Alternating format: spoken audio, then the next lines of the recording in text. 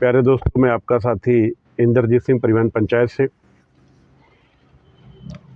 हड़ताल, पूरे भारत में इसका जिक्र है। हड़ताल all India motor transport Congress ने नहीं की थी, ये भारत के सभी ड्राइवरों का कहना है। कुछ दिन पहले ऑल इंडिया मोटर कांग्रेस के प्रधान अमित मदान जी ने कहा था कि अगर सरकार ने चालकों की बात न मानी तो उनके पक्ष में हम भारत के 95 लाख ट्रकों के पहिए रोक देंगे। बहुत से लोग उनके मेंबर हैं और अगर मेंबर नहीं है तो उनकी बात मानते हैं और हड़ताल अगर वो बोलते हैं तो हड़ताल हो जाती है। कल 2 तारीख को उनकी बैठक थी। बैठक के अंदर ये तय किया गया कि भाई क्या किया जाए। तो उसके बीच में गृह मंत्रालय से उनको फ़ोन आया। फ़ोन आने पे वो लोग गृह मंत्रालय गए, वहाँ पर होम सेक्रेटरी से उनकी बैठक हुई। बैठक में ये कहा गया कि आपकी जो मांगे हैं वो मान लेते हैं और जब तक कानून लागू नहीं होगा, जब तक आपसे बात ना की जाए तो आप हड़ताल ना करें। ये एक मुद्दा है, क्योंकि ऑल इंडिया मोटर ट्रांसपोर्ट ने तो हड़ताल की नहीं और वो करने जा रहे थे तो उनको रोका गया कि आप मत करें। अब अगला पक्ष क्या आता है, चालक क्या कहते हैं। चालक कहते हैं कि हम all India motor transport Congress के सदस्य नहीं हैं। गौर से सुनिए, चालक भारत के कहते हैं ऑल इंडिया मोटर ट्रांसपोर्ट के सदस्य नहीं हैं, तो हमारे पे कोई कानून लागू उनका नहीं होता, नियम लागू नहीं होता। अब क्या हो रहा है वो बताने जा रहा हूँ। उनका ये कहना है हमने अपनी गाड़ियाँ चलानी छोड़ दी क्योंकि ये जो कानून बना है, ये कानून के अंदर जुर्माना अत्यधिक है। जैसे कोई दुर्घटना घट जाती है, अव्वल तो कोई एक्सीडेंट करना नहीं चाहता, लेकिन कल कई वीडियो आ रही थी। एक वीडियो कल दिखाई, जैसा मैंने पहले जिक्र किया, एक आदमी रोड पार करता है और रोड के किनारे खड़ा हो जाता है।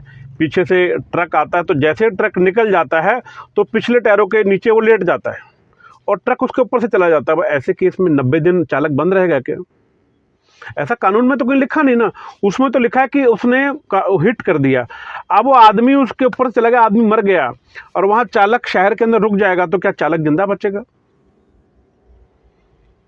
1984 के अंदर कत्ले गारद हुई, क्या किसी को फांसी हुई? सबने सबका नाम बता दिया, कुछ हुआ क्या? लेकिन यहां पर चालक को तुरंत कैच कर लिया जाए क्योंकि उसका लाइसेंस, उसका घर बार ट्रक मालिक को पता है या गाड़ी मालिक को पता है। जो तर्क उनका है वो तर्क ये बताते हैं कि भाई ऐसा कानून बन गया। अगर ये लोग हमारी नुमाइंदे बन के बात करने गए थे तो क्या इन्होंने ये बात करी कि जब रोड पे हमें ट्रैफिक पुलिस वाला या परिवहन कर्मचारी रोक के प्रताड़ित करता है, गाली गलौज करता है, मारपीट करता है, उस बारे में कोई कानून बनवा के आए कि उस अधिकारी की शिकायत हम कहां करें? क्या जब ये गए थे, क्या उन्होंने गृह मंत्रालय में ये बात करी कि पूरे भारत में ड्राइवरों को ये तनख्वाह मिलेगी? क्या उन्होंने ये बात करी कि जब किसी ड्राइवर की दुर्घटना में मौत हो जाती है उसको क्या मुआवजा सरकार देगी? क्या इन्होंने ये बात करी कि क्या अगर किसी ड्राइवर का कोई अंग कट जाता है या काम करना बंद कर देता है तो उसको कोई मुआवजा सरकार की तरफ से तय करवाया गया?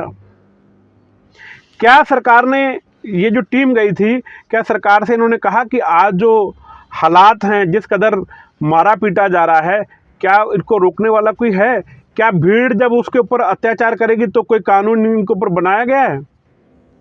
नहीं, किसी ने चर्चा नहीं करी।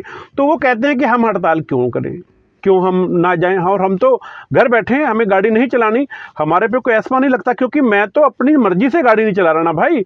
मुझे डर है कल को अगर मेरी गाड़ी से कोई एक्सीडेंट हो गया तो पहले तो 90 दिन मुझे जेल में बैठना पड़ेगा, क्योंकि 90 दिन से पहले जमानत नहीं है।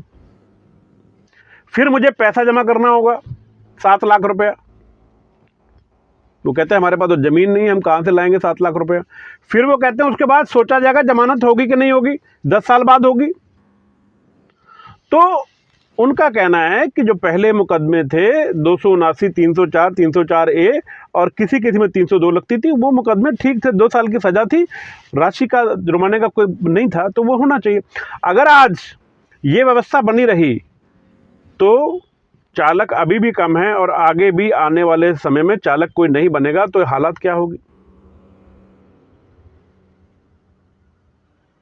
सरकार ने आश्वासन दिया, आपको याद होगा किसान जो थे 1 साल तक दिल्ली की सरहद पे बैठे रहे, उनके नुमाइंदे भी जाते थे और कृषि मंत्री तोमर जो थे उनके साथ बैठकें करते थे, और बैठकों में उनको ये कहा जाता था कि आप हट जाइए, हम आपकी बात मान लेंगे।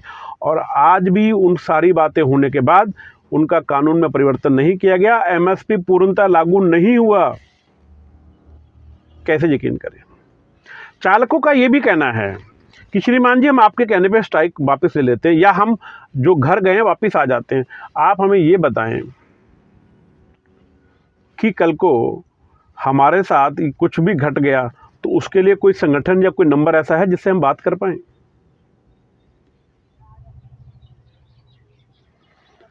समस्त भारत के अंदर आज चालक जागृत हो चुका है सोशल मीडिया के द्वारा, और वो एक ही बात कहता है कि मैं किसी का हक नहीं लेना चाहता, लेकिन मेरा हक तो मुझे मिले। बहुत से चालकों को मात्र 2-2 हज़ार रुपये तनख्वाह दी जाती है, 3-3 हज़ार तनख्वाह दी जाती है और पीटा जाता है। बहुत से लोगों का ये कहना है कि उनके ऊपर चोरी के आरोप लगाए जाते हैं, मार पिटाई होती है और कोई सुनवाई नहीं होती। दिल्ली से जितना दूर हो जाओ तो कोई सुनवाई नहीं होती। तो ये सब बातें उन्होंने कही कि फिर कईयों ने कहा परिवहन आयोग की बात करी क्या आपने, क्या चालक आयोग की बात आपने करी क्या? तो जब उनके सवाल सुनते हैं तो लगता है कि वो अपनी जगह ठीक है, और जब ट्रांसपोर्टरों की बात जो सुनते हैं वो लगता है कि वो ठीक है। उनका कहना है कि हमें आश्वस्त कर दिया गया है कि जब कभी कोई कानून लागू होगा तो हमसे पूछा जाएगा, अगर ना पूछा तो दोबारा फिर इतनी मेहनत की जाए। 1 साल क्यों बैठे रहे किसान? सरकार सुनती नहीं। आज हमारे टैंकर वाले भाइयों ने गाड़ी खड़ी कर दी, ट्रक वालों ने राशन लाना बंद कर दिया, तो मंडियों में अनाज सड़ने लगा, सब्जियां सड़ने लगी, और तेल पंप की आपको हालात पता है, पूरे भारत डगमगा गया। लाइनें लग गई थी कि तेल मिलेगा कि नहीं मिलेगा। आज जब सब कुछ हो गया, जब बात करने की बात आ गई, तो एक दिन का सेशन क्यों नहीं बुलाया जा सकता? एक दिन का सेशन बुलाएं, बुलाकर कानून पारित करें, और कानून में ये भी पारित करें कि भाई ये तो वापस होगा, साथ में चुनाव आ रहे हैं आपके अभी, और अभी आप कह दोगे कि भाई आचार संहिता लगी, हम कुछ नहीं कर सकते, उससे पहले कर सकते हो। चालक इसी बात का दबाव बना रहे हैं कि जब बात चली है तो क्यों ना हम ऐसा काम करें कि हमें फायदा हो जाए। उसमें लिखा जाए कि पूरे भारत में चालकों की ये सैलरी रहेगी, इससे कम अगर कोई सैलरी देता पाया गया तो उसके खिलाफ मुकदमा दर्ज होगा। चालक ये कहते हैं कि हम गाड़ी लेके चलते हैं, जब बिल्टी दी जाती है उस पर लिखा जाए कि फलां फलां जगह मुझे रुकना है, फलां फलां जाके मुझे जाना, फलां फलां जगह नो एंट्री होगी, और जब नो एंट्री होगी तो मेरी गाड़ी फलां यार्ड में खड़ी होगी जहां पर पुलिस या होमगार्ड के आदमी तैनात रहेंगे, जो कि मैं चालक अपनी नींद पूरी कर पाए और एक्सीडेंट ना हो। आपने इस तरफ तो कभी ध्यान नहीं दिया। आज मैं गाड़ी चला रहा हूं, मैं मान लेता हूं मेरे पास आज ना तो ड्राइवर सेकंड है और ना ही मेरे पास खलासी है। मैं खुद ही अकेला ही खलासी हूँ, खुद ही सेकंड ड्राइवर हूँ, खुद ही फर्स्ट ड्राइवर हूँ। गाड़ी लेके चलना मजबूरी है, गाड़ी बना रखी है, या नौकरी कर रहा हूँ तो करनी पड़ेगी। अब क्या होता है, मैं कहीं जाके जहां मुझे लगता है नो एंट्री है, या उससे पहले कहीं रुक गया, गाड़ी में सोता हूँ, थोड़ा सी गाड़ी हिलती है, उठ के देखता हूँ कोई तेल तो नहीं चोरी कर रहा, फिर सोता हूँ, फिर रस्सा लगता है कि रस्सा खोल रहा है, फिर उठ के बाहर जाता देखता हूँ, नींद कहाँ पूरी हुई। दुर्घटना कारण तो ये है।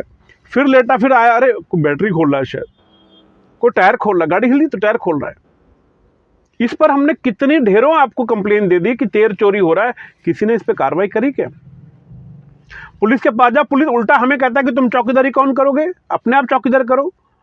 अब ये बताएं गृह मंत्री जी, हम लोग क्या हैं, चौकीदार हैं क्या? अब दुर्घटना की बात करते हैं, आपका कोई भी सुरक्षा कर्मी या परिवहन कर्मी या पुलिस कर्मी आके जब मर्जी गाली दे देता है, भड़का देता है, बोल देता है, जाम लगवा देता है, कुछ कर देता है, और दोषी हम। ऐसा तो नहीं होना चाहिए ना। अगर कानून में कुछ गलत है उसको सुधारा जाए। आप ये चीज़ भी रखें कि अगर एक्सीडेंट आप कम करना चाहते हैं तो आप सुविधा दें। आप हर 400 किलोमीटर पे एक यार्ड बनाएं, हर 300 किलोमीटर पे एक यार्ड बनाएं जहां गाड़ियां खड़ी हो सकें, सरकार का वहां पहरा हो, कोई चोरी चकारी वहां ना हो सकती हो, ड्राइवर के लिए नहाने धोने पहनने का खाने का वहां व्यवस्था हो। कहाँ किया सरकार ने, कहीं किया क्या?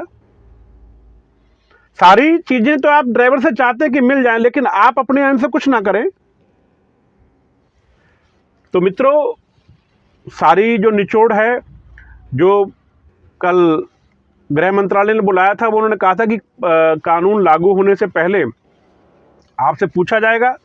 दूसरी तरफ हमारे चालक साथियों ने कहा कि जब हम बैठे हैं तो बैठे हैं, हमने कोई स्ट्राइक नहीं करी, हमारे पर कोई आवश्यक अधिनियम सेवा का जो एस्मा लगता है वो नहीं लगे, क्योंकि हम काम नहीं करना चाहते, मुझे सेफ्टी नहीं है, मुझे कोई रोजगार थोड़ी दे रहा है कोई।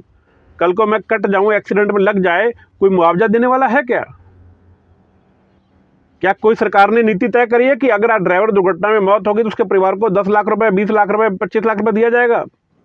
या उसका कोई अंग निरस्त हो गया, उसको 5 लाख, 4 लाख दिया जाएगा? या उसको कोई पेंशन दी जाएगी?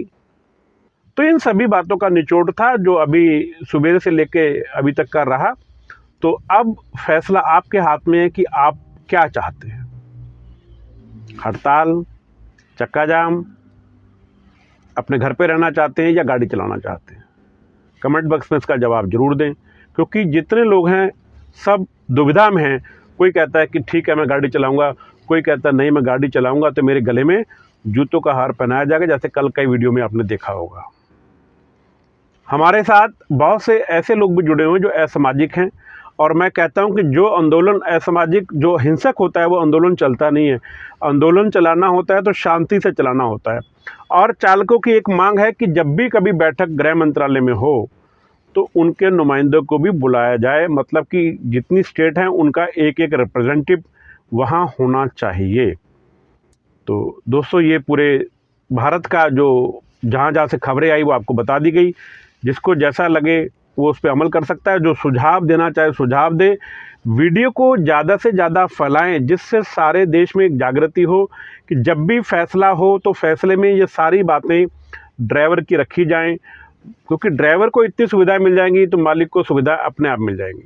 आशा करता हूं मेरी बात से आप सहमत होंगे।